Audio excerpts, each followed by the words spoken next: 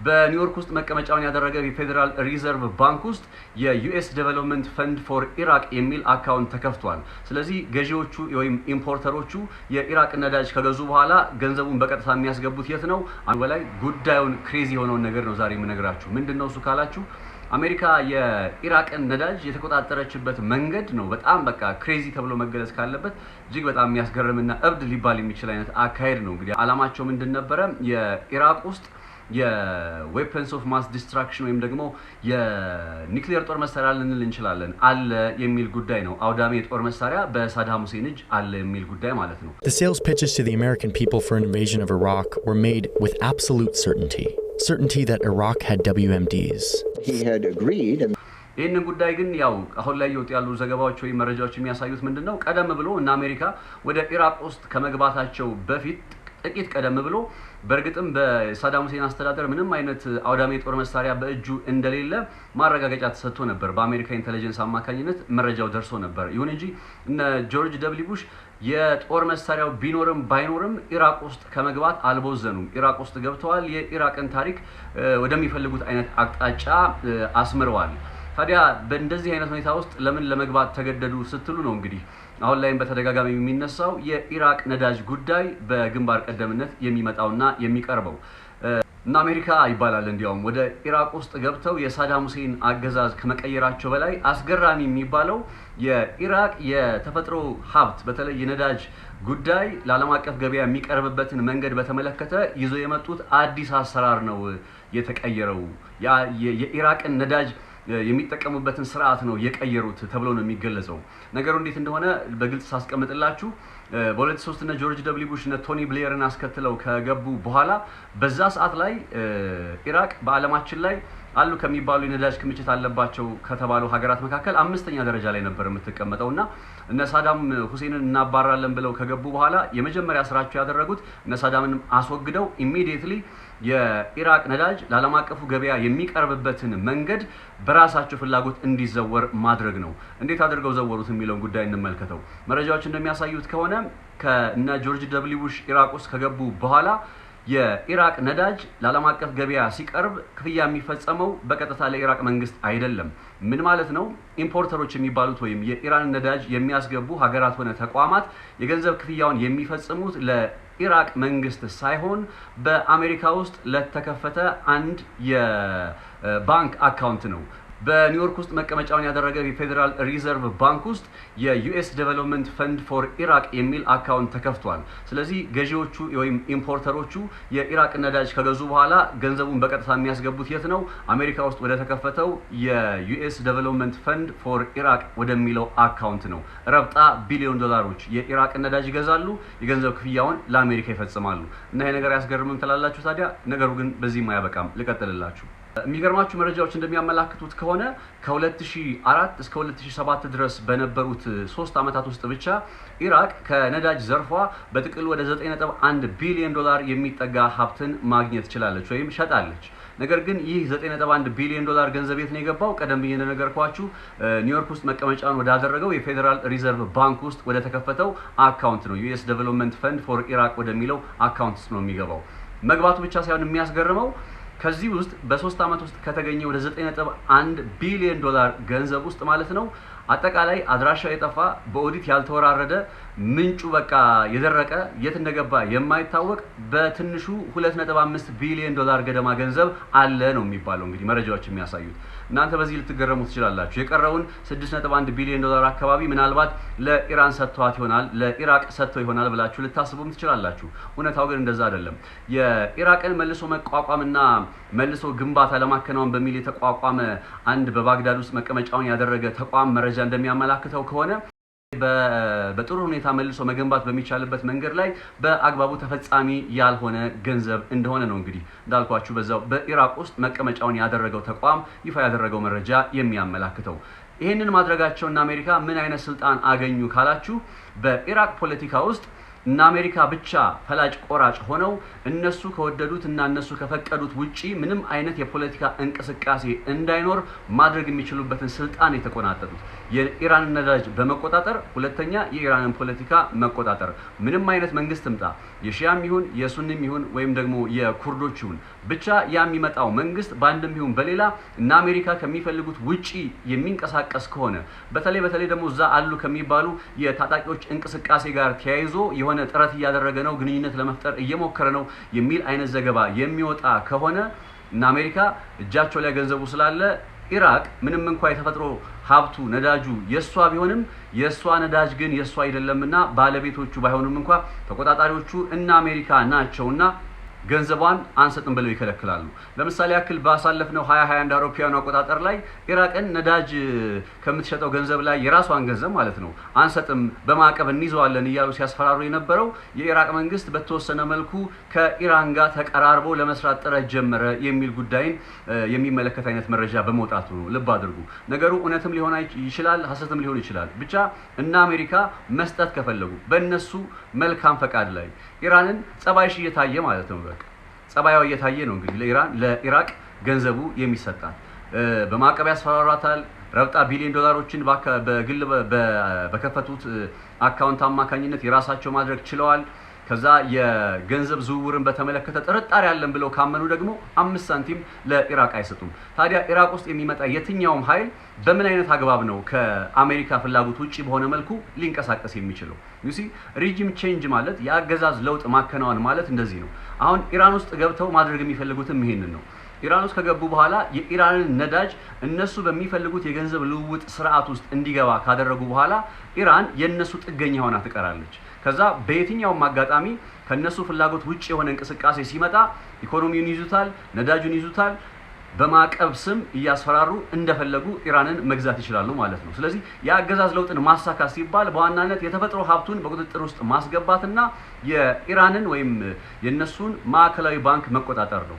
ይህን አይነት እንቅስቃሴ በኢራቅ ውስጥ ብቻ እንዳይመስላችሁ ያለው ኢራን ውስጥ ለማድረግ እየሞከሩ ከመሆናቸው በዘለል አሁን ላይ ባለው ጦርነት ኢራን ውስጥ ለመተግበር ጥረት እያደረጉ ከመሆኑ ባሻገር በቬኔዙዌላ ውስጥ ሲያደርጉት የነበረ ነው። በሌሎችም የአረቡ ሀገራት ላይ ሲከናወን የነበረ የአደባባይ ሀቅ ነው። ለዚህም ነው እንግዲህ በርካቶች የአሁኑን የነ ዶናልድ ትራምፕ እና የነ ጠቅላይ ሚኒስትር ቤንያሚን ኔታንያሁ በእስራኤል ላይ በኢራን ላይ እያከናወኑ ያለውን ዘመቻ ነገሩ የተፈጥሮ ሀብት ጉዳይ ነው፣ የነዳጅ ጉዳይ ነው፣ ማዕከላዊ ባንኩን የመቆጣጠር ጉዳይ ነው እያሉ ሀሳቦችን እንዲያቀርቡ ምክንያት የሆነው እኔም እንደዚህ ዝርዝር የሆነ ነገር ሳቀርብላችሁ ከእንደዚህ አይነት እውነታ ላይ በመነሳት እንደሆነ እንድታውቁት ፈልጋለሁ። ለዛም ነው ይህንን መረጃ ይዤላችሁ የመጣሁት። ይሄ ነዳጅ ጉዳይ ግን የሚገርማችሁ አሁን በኢራን ወይም በኢራቅ ላይ ብቻ ለመተግበር ጥረት የተደረገ ሳይሆን በተለይ ከአንደኛው የዓለም ጦርነት ጀምሮ የሚገርማችሁ በሁለተኛው የዓለም ጦርነት መጨረሻ ላይ አላይድ ፓወር የሚባሉት ፈረንሳይ፣ ብሪቴን እና አሜሪካ በዓለማችን ላይ አለ ከሚባለው ነዳጅ ውስጥ 86 ከመቶውን በቁጥጥራቸው ውስጥ አድርገዋል። ከዚህ ውስጥ አሜሪካ ኦልሞስት ወደ 75 ከመቶ የሚሆነውን በእጁ አስገብታለች።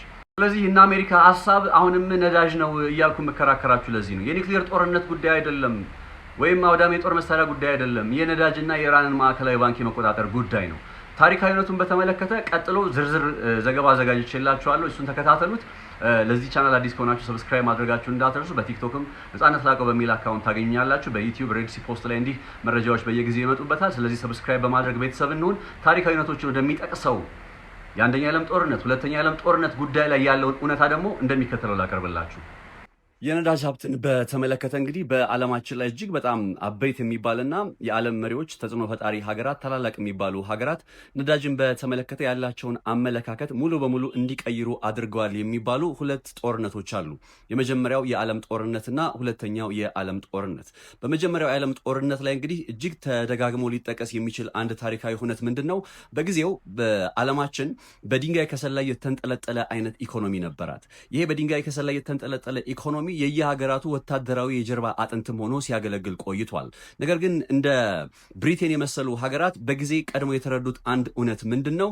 በእርግጥ የጦር አቅማቸውንና የጦር መሳሪያዎቻቸውን በነዳጅ ላይ የተንጠለጠሉ ቢያደርጓቸው ድልን በቀላሉ ሊቀዳጁ እንደሚችሉ ቀድመው በመረዳት በ1909 እንደ አውሮፓውያኑ አቆጣጠር ብሪቴኖች ወደ ፐርዢያ ወይም ኢራን ውስጥ በማቅናት የኢራንን ነዳጅ መቆጣጠር እንዲችሉ የሚያደርጋቸውን አይነት አጋጣሚ ፈጠሩ። ይህን ለማሳካትም እንዲቻል አንግሎ ፐርሺያን ኦይል ካምፓኒ እየተባለ የሚጠራና በአሁኑ ጊዜም ቢፒ እየተባለ የሚጠራው የብሪቴኖቹ የነዳጅ ኩባንያ ተመሰረተ። ልብ አድርጉ፣ ብሪቴኖች ከፍተኛ የሆነ የነዳጅ ክምችትን ያገኙት ከኢራን ውስጥ ይሁን እንጂ በዛው በብሪቴን ግዛት ውስጥ በዩናይትድ ኪንግደም ግዛት ውስጥ ምንም አይነት የነዳጅ ክምችት አልነበራቸውም። እነሱ ይታወቁ የነበረው በድንጋይ ከሰል ክምችታቸው ነው። ታዲያ የነዳጅ ጉዳይን በእጃቸው ካስገቡ በኋላ በጊዜው በብሪቴን ኔቪ ፎርስ ውስጥ በብሪቴን ባህር ኃይል ውስጥ በጦር አዛዥነት ያገለግሉ የነበሩት ዊንስተን ቸርችል የዩናይትድ ኪንግደም የባህር ኃይል የሚጠቀማቸው መርከቦች የድንጋይ ከሰልን ከመጠቀም ይልቅ የድፍድፍ ነዳጅን መጠቀም እንዲችሉ አደረጉና በ1911 እንደ አውሮፓውያኑ አቆጣጠር 5 የሚጠጉ በነዳጅ የሚሰሩ የጦር መርከቦችን መስራት ቻሉ። ይህንን ማድረግ መቻላቸው ቀጥሎ ከ1914 እስከ 1919 ድረስ በቀጠለው የአንደኛው የዓለም ጦርነት ላይ በጀርመኖች ላይ የበላይነትን እንዲቀዳጁ አስችሏቸዋል ይባላል። ልብ አድርጉ፣ በአንደኛው የዓለም ጦርነት ነው አሁን ጉዳዩን እያስታወስኳቸው የሚገኘው። ብሪቴኖች በዚህ መንገድ የተፈጥሮ ነዳጅን በቁጥጥራቸው ስር በማስገባታቸው ሳቢያ የኢራንን ድፍድፍ ነዳጅ በእጃቸው በማስገባታቸው ሳቢያ የአንደኛው የዓለም ጦርነትን ማሸነፍ ችለዋል ይባላል።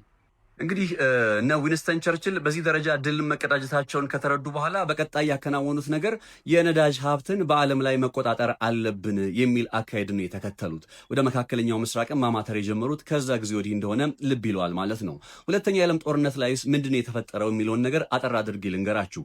በሁለተኛው የዓለም ጦርነት ላይ የጀርመኑ እንግዲህ መሪ የነበረው ሂትለር ቀድሞ በአንደኛው የዓለም ጦርነት ላይ ሀገሩ ጀርመን ለመሸነፏ አበይት ጉዳይ የሆነው ይሄው የነዳጅ አቅርቦት ችግር እንደሆነ ተረድቶ ነበርና ታዲያ ይህንን የነዳጅ አቅርቦት ችግር ለመፍታት በዛው በጀርመን ውስጥ የሚመረት የሲንቴቲክ ኦይል እየተባለ የሚጠራ አይነት የነዳጅ የነዳጅ አይነትን ይፋ በማድረግ የሀገሩን የጦር አቅም ለማጠናከር ጥረት አድርጓል። ይሁን እንጂ ሲንቴቲክ ኦይል ከድፍድፍ ነዳጅ አንጻር ከታየ በጣም እጅግ አስቸጋሪና ለማምረትም ከፍተኛ የሆነ ገንዘብና አቅምን የሚጠይቅ በመሆኑ በሚፈለገው ደረጃ ጀርመን የነዳጅ ባለቤት መሆን አልቻለችም ነበረ። ታዲያ ይህንን የነዳጅ ችግሯን ለመቅረፍ በ1941 እንደ አውሮፓውያን አቆጣጠር በጁን 22 ጀርመን ሶቪየት ህብረትን ለመውረር ተነሳሽ ማለት ነው። ታዲያ የአዘርባይጃን ርዕሰ መዲና የሆነች ከተማ ነች። እስከ ባኩ አካባቢ ድረስ መድረስ የሚችሉበትን አይነት እድል ለመፍጠር በሚል ነው እንግዲህ የባኩን የተፈጥሮ ሀብት በተለይ የነዳጅ ክምችትን ለመቆጣጠር በማሰብ ሶቪየት ህብረትን የወረሩት። ይሁን እንጂ ያው በታሪክ እንደሚታወቀው የሂትለር ትልቁ ስህተት ታላቋን ሶቪየት ህብረትን የነዳጅ ሀብት ለመቆጣጠር በሚል መንገድ ጀምሮ ነገር ግን የነዳጅ ሀብቱ አልቆበት እሱ የሚጠቀመው የነዳጅ ሀብት አልቆበት መንገድ ላይ ቀረ እየተባለም በተደጋጋሚ በታሪክ የሚወሳው ለዚህ ነው። ያኔ ጀርመኖች የሶቪየት ህብረትን ነዳጅ መቆጣጠር ቢችሉ ኖሮ ምናልባትም ታሪክ አሁን በምንመለከተው መልኩ አይቀጥልም ነበር። ነገሩ ከጀርመን ጋር ብቻ የተገናኘም አይደለም። በጃፓን ፐርል ሃርበር ላይ ጃፓን ጥቃት እንድትሰነዝር ገፊ ምክንያት ናቸው ከሚባሉት ጉዳዮች ውስጥ የመጀመሪያው ነጥብ ምንድን ነው ካላችሁ፣ ጃፓንም እንዲሁ በተመሳሳይ የነዳጅ ሀብትን ለመቆጣጠር ጥረት ስታደርግ ስለነበረ ነው። በ1941 አሜሪካና ብሪታንያ በጃፓን ላይ የነዳጅ ማዕቀብ በመጣላቸው ሳቢያ የጃፓን ጦር መሳሪያዎች እንቅስቃሴዎች ተገደበ። ይህንን እንቅስቃሴ እንግዲህ ለማስቀጠል እንዲቻል የአጋር ኃይሎችን የጀርመንን የነዳጅ ማጣሪያዎችን ሲያፈራርሱ የከረሙት የአሜሪካና የዩናይትድ ኪንግደም የጦር ኃይሎች አሁን ደግሞ በጃፓን ውስጥ ጥቃታቸውን ቀጠሉና ከፍተኛ የሆነ ውድመትን በጃፓን ላይ ማስከተል ሲጀምሩ የነዳጅ ሀብትን መቆጣጠር ካልቻለች ከነ አሜሪካ ጋር መፎካከር እንደማትችል የተረዳችው ጃፓን በቀጥታ አሜሪካ ላይ ጥቃት ሰነዘረች ማለት ነው። ታዲያ አሜሪካም ይህንን ጉዳይ ቀድማ ተረድታ ስለነበረ የአሜሪካ ኃይሎች የጃፓን ነዳጅ ጫኝ መርከቦችን በየባህሩ የመስመጥ አደጋ እንዲያጋጥማቸው የሚያደርግ አይነት ጥቃት መሰንዘር ቀጠሉ። ይህም በመጨረሻ ጃፓንን ከከፍተኛ የሆነ ኪሳራ ጋር አያይዞ የሂሮሺማና የናጋሳኪ ከተሞቿ በሃይድሮጅን ቦምብ እስኪመቱባት ጊዜ ድረስ ቀጠለ ማለት ነው። ስለዚህ በሁለተኛው የዓለም ጦርነት ላይም ዋነኛው የጦርነቱ እንግዲህ አባባሽ ምክንያት ገፊ ምክንያት የሚባለው የሚባለው ይህንን የዓለም ነዳጅ የመቆጣጠር ፍላጎት እንደሆነ ልብ ይሏል ማለት ነው።